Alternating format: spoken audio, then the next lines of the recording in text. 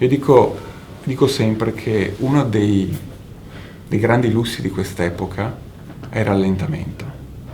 Per cui sì, saper cogliere anche nelle fasi di preparazione, di lavorazione, saper ascoltare la materia. Uno dei nostri principi è ingredi, penetrare la materia, saperla ascoltare.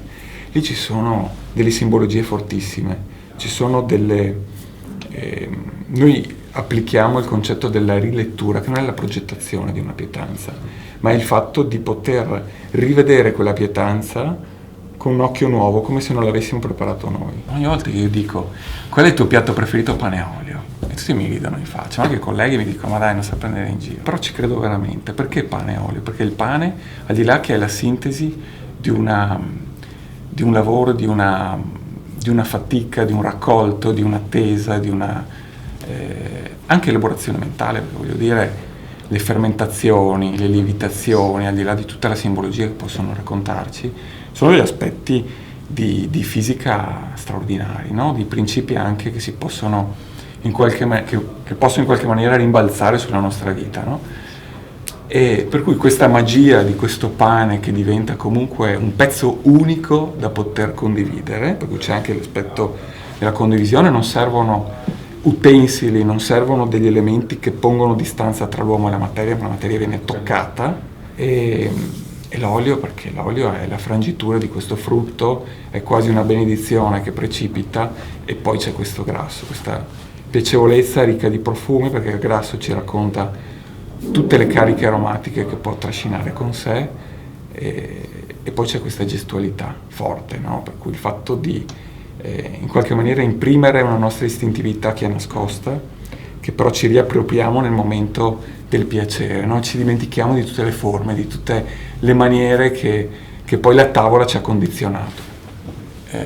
Esiste un certo tipo di eccellenza, da un punto di vista pratico, è il voler superare le aspettative del nostro ospite, no? Questo per me è l'eccellenza, è vedere un cliente incazzato quando entra e farlo uscire col sorriso. Questo per me è l'eccellenza, non è dargli il cibo buono, ma è fargli vivere un'emozione, perché poi la cucina è introspettiva, per cui riuscire a dargli gli ingredienti affinché lui possa catapultarsi nel suo mondo. E comunque l'eccellenza è un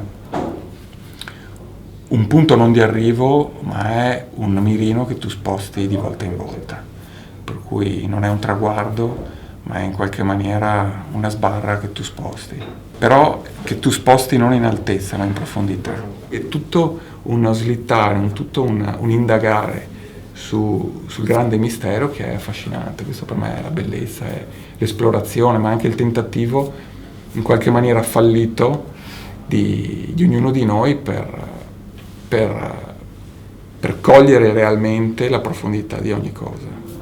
E in questo i bambini sono i più grandi maestri, perché i bambini ti danno un punto di vista che è molto più puro, molto più vicino al principio. Ho preso un disegno di mia figlia e ho iniziato a indagare su questo, e lì ho capito che in realtà tutti noi abbiamo disegnato quel bambino, e ogni volta in cui ci ritroviamo di fronte a un'emozione profonda, se tu analizzi, ritrovi esattamente quel disegno, ritrovi la casa, ritrovi la famiglia, per cui l'idea è la protezione, è la concretezza, hai quella strada che va, che poi però si perde, non sai dove va a finire, no? Che è il divenire. Ritrovi l'albero, trovi il sole, l'energia, trovi anche la nuvoletta, per cui il difetto, la stonatura che però rientra in quel meccanismo di armonia, che ti rivaluta anche la dimensione del sole, ti ridà quella. Per cui questo per me è il racconto della nostra vita. La bellezza non la puoi soltanto vedere, non la puoi soltanto sentire, no? Se tu pensi a un brano musicale che ti trascina, in realtà il senso dell'udito comunque ti riporta delle immagini, ti riporta anche a un gusto, per carità, poi anche a una tattilità, può riportarti comunque a una sensorialità contagiata, ma che in definitiva ti trascina in quello che io definisco il sesto senso, che è il senso dell'armonia, che non vuol dire un bilanciamento perfetto, ma è quel senso di dove tu ritrovi in qualche maniera quel filo conduttore che ti rimanda a una sensazione di benessere. E questo per me è pane e olio.